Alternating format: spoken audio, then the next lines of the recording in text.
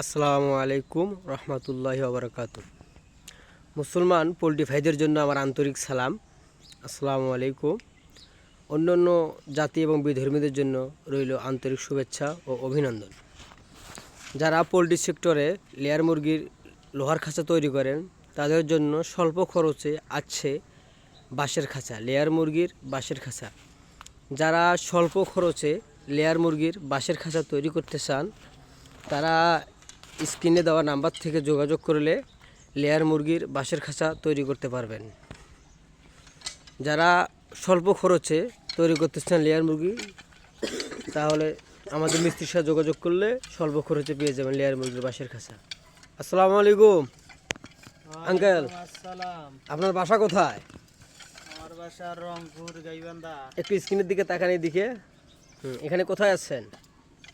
এখানে আছি ময়মনসিংহ। ময়মনসিংহে। আপনারা হাজার প্রতি কয় টাকা করে নেন?